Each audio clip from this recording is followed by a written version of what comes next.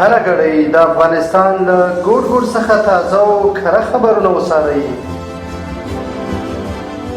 له امنیتي او سیاسي بدلون نیولې تر ټولنیزو، کلتوري او اقتصادي مسایلو پورې موږ یې بې پرې او متوازن تر تاسو رسوو. هره ګړۍ له کندوز راډیو څخه.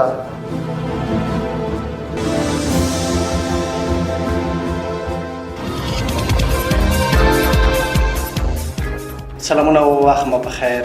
پام راوړم د کندوز راډیو د دې ساعت مهم او وروستۍ خبرونو ته. نن شنبه د تلې 5مه نیټه ده چې د 2025م کال د سپتمبر له 28مې نیټې سره سمون لري.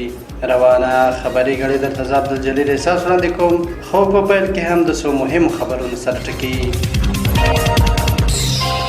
د صنعت او سوداګرۍ وزارت افغانستان له 10 هیوادونو سره سوداګري لري.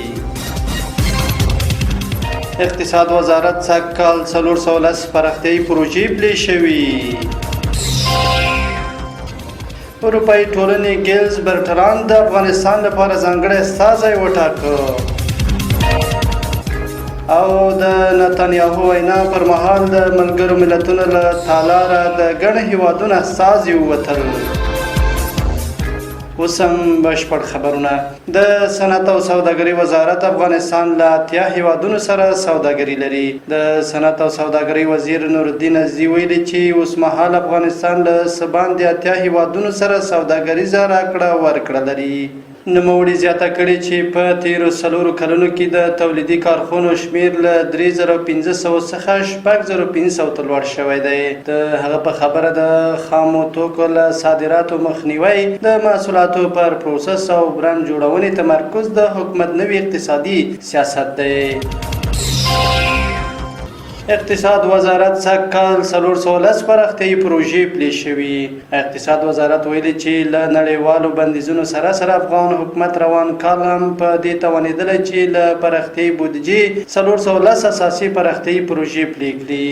د یاد وزارت ویان عبدالرحمن حبیب وایي د دغو پروژو ډېرې برخې بنسټیزو او پراختیایي پروژو ته ځانګړې شوي چې چارې عملاً دوام لري.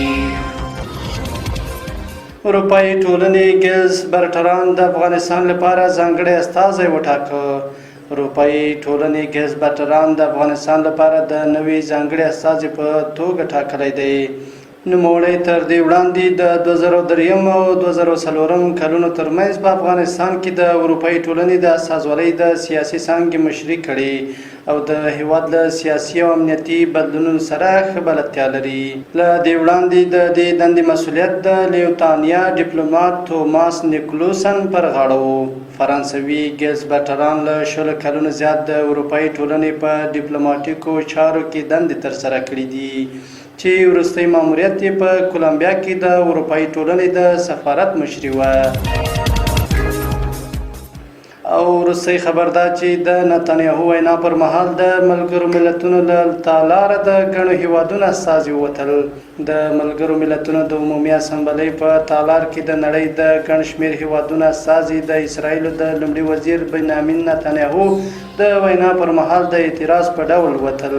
د غونډې سمبالونکو په وار وار له اساسو وغوښتل چې تالار کې پاتې شي، خو ګڼ شمېر د نتانیاهو د وینا له پیل سره سم تالار پرېښود.